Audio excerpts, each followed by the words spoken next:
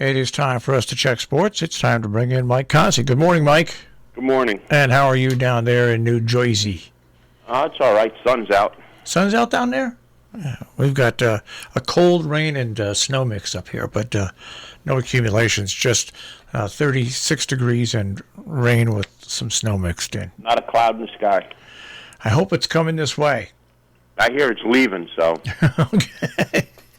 That's our luck. And we live in Connecticut. Well, anyway, so you've been gone for a couple of days. Your observations on what's been going on in sports? You see the almost perfect game the other night? No. Oh, yeah, Rondon from the White Sox. One out in the ninth inning. Perfect game. Indians couldn't hit him to save their life. He threw a backdoor slider. The batter didn't move his foot, got hit in the back foot. There goes the perfect game. He got the no-hitter, but there went the perfect game. What a shame. What absolute shame that was. I felt bad for the guy. Last batter? He had 2 strikes on the guy, 2 strikes and 1 out. Then the next guy got out, next 2 guys he got out easy to get the no-hitter. Oh, God, that's got to be crushing for him. Yeah, I mean, the backdoor slider hit him in the back foot. All the guy had to do was lift up his foot, and he didn't lift up his foot.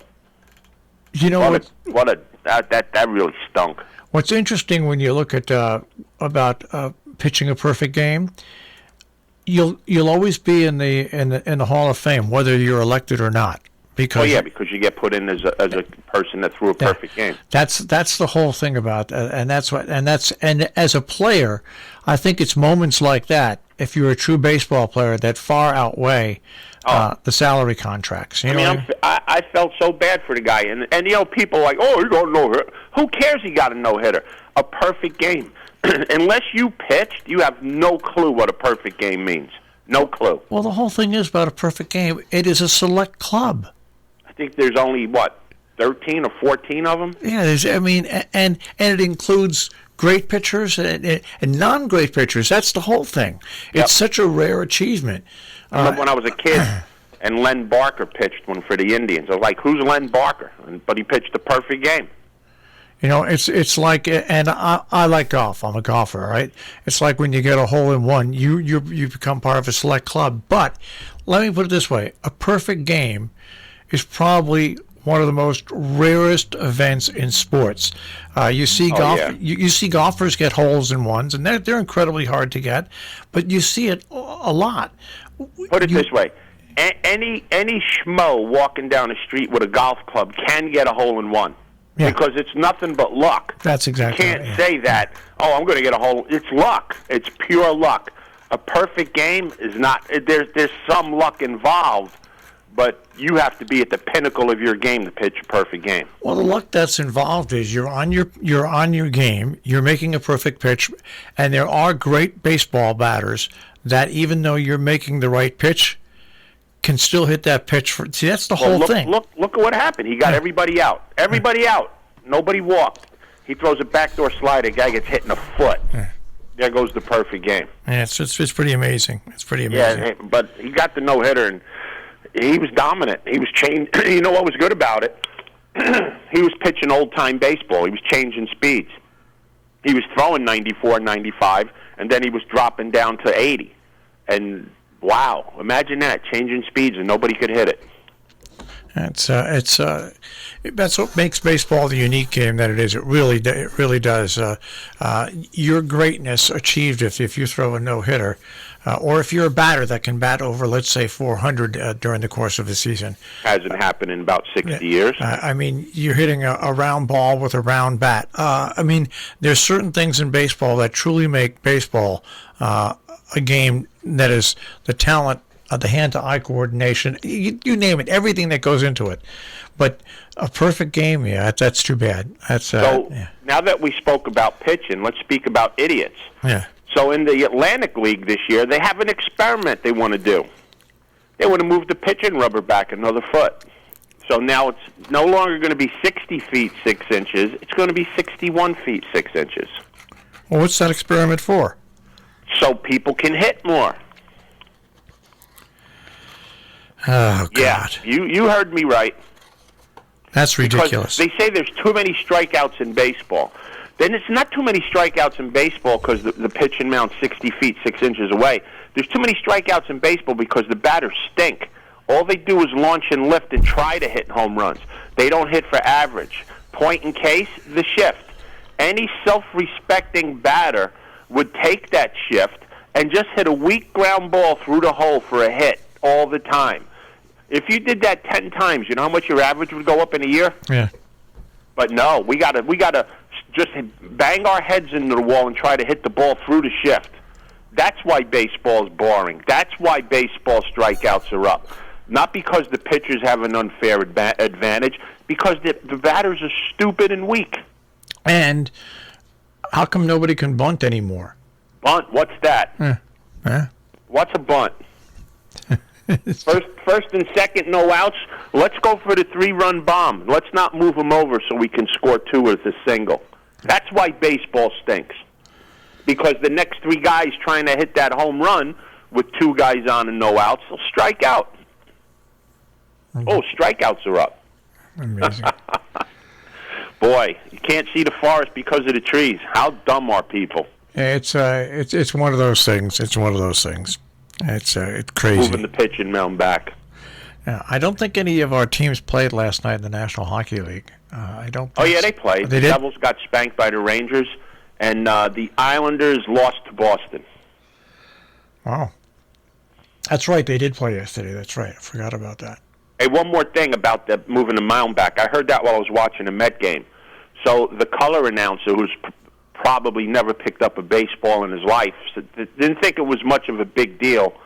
And much to my surprise, Ron Darling didn't think it was much of a big deal as a pitcher. But Keith Hernandez said it was a travesty. That's why you got to like Keith Hernandez. He calls it the way it is. It's a travesty. Well, if they make the pitch and mound 61 feet, why don't they raise the basket in basketball to 14? Because I think Duncan's pretty boring. Let's get some skill out there and try to hit a shot from 20 feet. You're right, because even if they were to raise the basketball rim to 12 feet wouldn't matter. It wouldn't matter. Feet. With the championship players, someone like Kareem Abdul-Jabbar, Bill Russell, and stuff like that, they'd get the ball in the hole anyway. It doesn't matter. Their game didn't only rely on dunking and quick moves. It relied on a lot of different things. Yeah, and I like a defensive basketball game. I don't like 145 to 132. Yeah. Raise the basket to 14 feet. Make the court 200 feet long. Have to redesign all the arenas. It would be good. Oh, yeah, that's right. We can't put people in a seat. No, but it would be good for the economy. You'd have to rebuild all those areas all over again. Yeah, good luck with that. Yeah, I know. All right. Is there any good racing coming up this weekend? Well, you said good, so I'll say no. But there is some racing this weekend. It's a pretty lean weekend this weekend. I don't know why, but it is. The 9th at Keeneland tomorrow is the Grade 2 Elkhorn going 1.5 miles.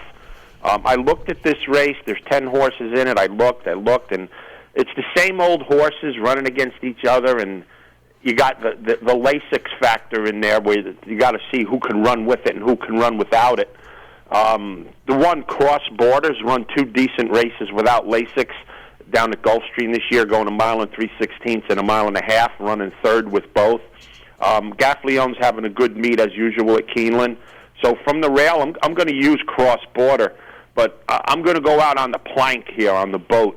I'm going to take the 8-horse Fantasioso to win, and my comment right next to him is why not? This horse is a distance marathon runner from Argentina. He has run 20 times on the turf, hit the board 15 with 5 wins. But the big thing I see is that he's never run with Lasix. So if that's the way that they want to run races now, I'm going to go with the horse that's never run with Lasix and has proved himself pretty well. I'm going with the 20-1 shot, Fantasioso, who's a marathon expert, to win the Elkhorn tomorrow at Keeneland. So an 8 to win and an 8-1 exacta box is how I'm going in the 9th tomorrow. And at Aqueduct tomorrow, another race without Lasix. Oh, what a mess. 1 mile and 16th on the turf to $100,000 Woodhaven. Anybody that's run without Lasix hasn't run good. So I have to go. I'm just going out there with this. The 3 horse, Extra Sexy Big Daddy. Yeah, that's the name of the horse. Has speed on the poly track. Ran second in the Rushaway at Turfway Park. I'm going Turfway poly track to turf here. Caramouche is a master on the pace. This horse will have the lead. He did that race at Turfway without Lasix, so Extra Sexy Big Daddy at 10-1 is going to be my top pick in the 8th at Aqueduct tomorrow. And 2 horses that ran decent with Lasix. Maybe one of them will run good. The 7, Sifting Sands, and the 4. Here's another one for you. Shorty, Shorty, Shorty. Yeah, that's the name of the horse. SHAWDY 3 times.